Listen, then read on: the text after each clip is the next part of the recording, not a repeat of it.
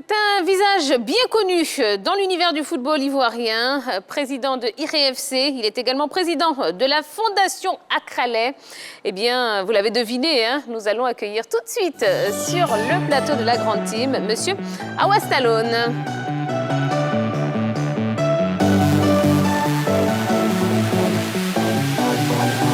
Installez-vous, je vous en prie. Merci. Bonsoir, comment allez-vous, Président? Très bien, merci. Et vous-même? Ça va bien, merci. Bonsoir. Bonsoir. Eh bien voilà, la grande team est là. Je vous présente toute l'équipe, Yves Boris et Sandy. Voilà. Alors, Président, d'entrée, j'ai envie de vous demander ce que devient IREFC. Merci. Merci à toute l'équipe de la team. IRFC, bon, cette équipe n'existe plus. Depuis un an, j'ai décidé de faire une académie. Et désormais, je crois que IRFC s'appellera désormais l'AFAS, Académie de football Awas Talone. Donc, j'ai pratiquement changé tous les documents. Et donc, au lieu de IRFC, les Ivoiriens devront s'habituer à l'Académie Awas Talone. On va jouer le championnat et on va faire la formation un peu comme les autres. Et pourquoi avoir Ah oui, parce que un tel changement? Oui, j'étais en Ligue 1 et malheureusement, je suis parti de la Côte d'Ivoire en 2010 et j'ai eu comme impression que l'équipe était mal gérée derrière moi. Et donc, on a dégringolé en deuxième division, ensuite en Ligue 3, en troisième division. Et donc, j'ai pris la décision de retirer l'équipe du championnat national parce que je dépensais plus. Et donc, j'ai plutôt essayé de redynamiser à mon niveau. Et donc, je pense que la solution que j'ai trouvée, c'était d'aider à la formation parce qu'il faut bien qu'on s'y mette, un peu comme les autres. Vous avez parlé de FIM et les autres, donc je me suis dit qu'on pouvait faire la formation et en même temps jouer le championnat. Allez-y. Oui, vous disiez tout à l'heure que c'était mal géré. À quel niveau? Sur quel aspect c'était mal géré? Je n'étais plus là, donc j'ai dû déléguer des gens pour me représenter, pour gérer l'équipe au quotidien. Et donc, les résultats n'étaient pas ceux à quoi je m'attendais parce que quand j'étais là, j'étais quand même l'une des équipes, quand j'étais en Ligue 2,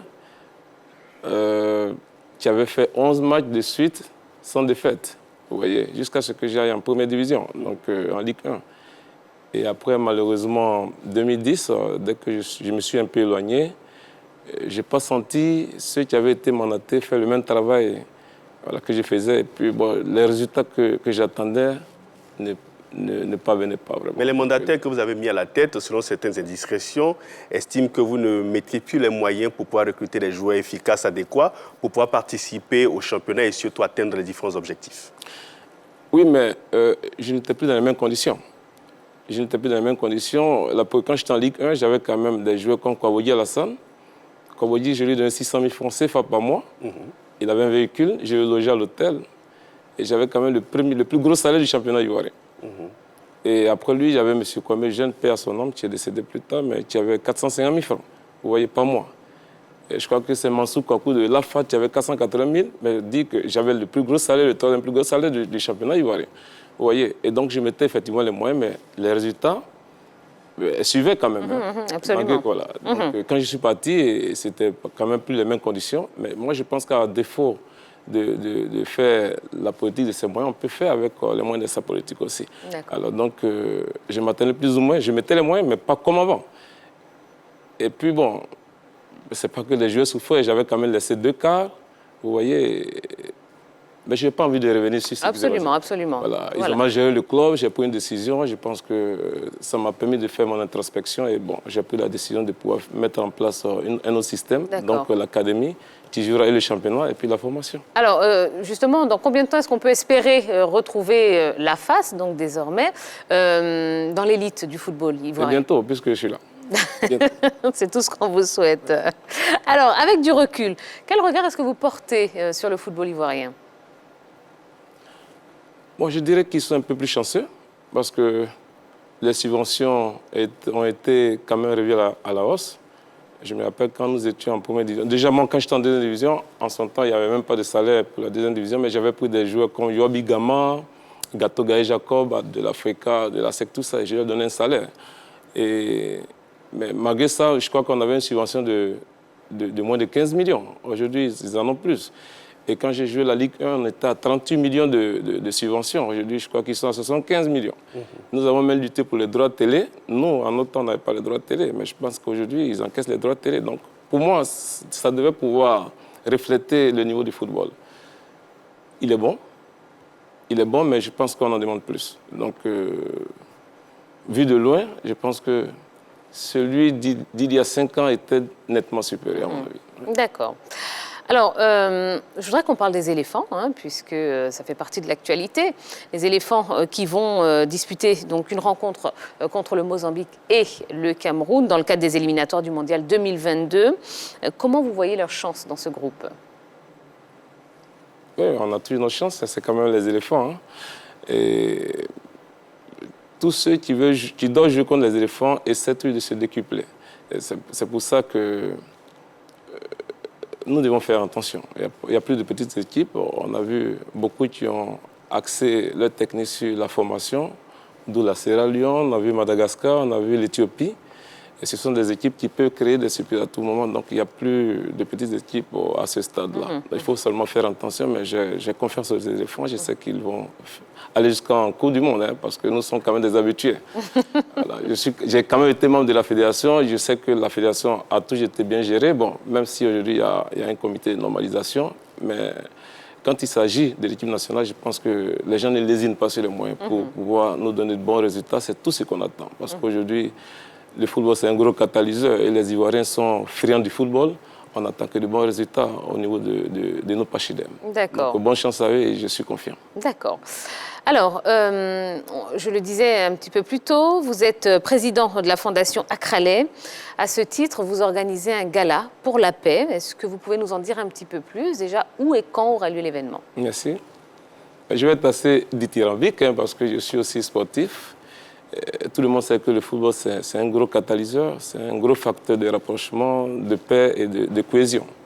Nous l'avons déjà fait en 2007 et 2008.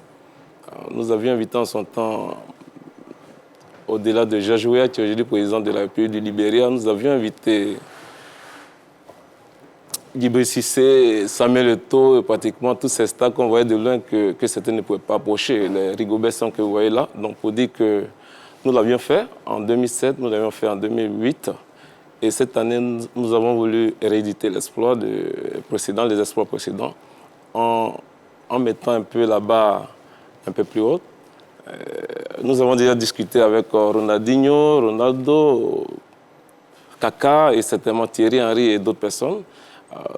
Dès que je pars, je vais discuter avec Zidane pour voir s'il peut vraiment aider à la paix en Côte d'Ivoire parce que le football, comme je le disais tantôt, c'est un gros facteur de rapprochement. On en a besoin pour la cohésion, on en a besoin pour aider à la paix et surtout, je disais tantôt que c'est un élément catalyseur, on en a besoin pour que nous puissions vraiment être heureux à travers ces footballeurs qui viennent d'ailleurs pour nous aider à la paix et à la réconciliation surtout. D'accord.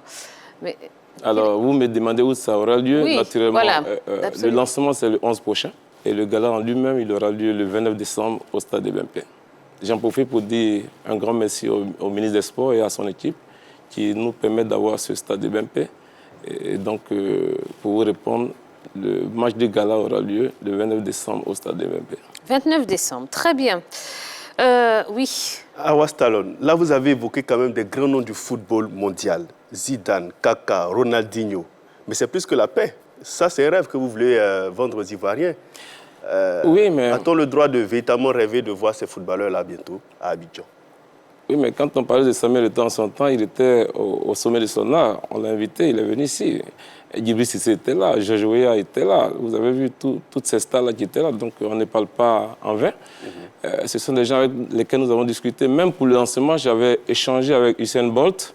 Malheureusement, le montant demandé était un peu tôt, donc on a dû nous rebiffer. Mais même pour le lancement, vous verrez des grands noms, dont je ne parlerai pas maintenant, mais bon, que ce soit Pascal Fendouno, que ce soit Titi Camara hier, je parlais avec William Gallas.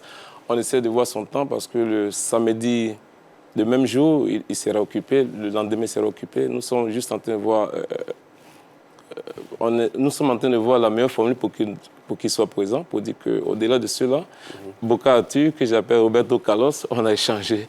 Les Ivoiriens verront leur chouchou d'il y a 10 ans en arrière, pour dire que tout cela, ils ont accepté d'aider à la paix, parce que le football, c'est un gros catalyseur, au risque de me répéter. Et puis les meilleurs ambassadeurs de paix, ce sont les footballeurs. On en a besoin pour que les Ivoiriens se reparlent de nouveau. On en a besoin pour la réconciliation, on en a besoin pour la paix. Très bien. Alors, on rappelle le rendez-vous. Donc, le lancement, c'est le 11 septembre prochain. Bien sûr. Et puis, le match de gala, ce sera le 29 décembre. Bon, eh bien, on espère en tout cas que vous repasserez sur notre plateau pour nous donner un petit peu des nouvelles de l'avancée des choses. Bien sûr, merci. D'accord. Eh bien, merci beaucoup, Awa Stallone. On était très, très contents de vous recevoir sur le plateau. Vous revenez quand vous voulez. Vous êtes à la maison. Merci. Allez. Allez, ne bougez pas, on va marquer la première pause. Juste après la pub, nous recevrons notre deuxième invité. Nous sommes vendredi, donc c'est forcément un ou une artiste. Et bien ce soir, on vous propose la chanteuse Raïti qui sera avec nous pour partager sa passion pour le sport. Et puis on parlera évidemment de l'afro-basket avec la deuxième sortie victorieuse de nos éléphants. C'était tout à l'heure en direct sur la 3. Eh bien, on va vous dire si vous avez raté tout ce qui s'est passé. Et puis on analysera cette belle rencontre. À tout de suite.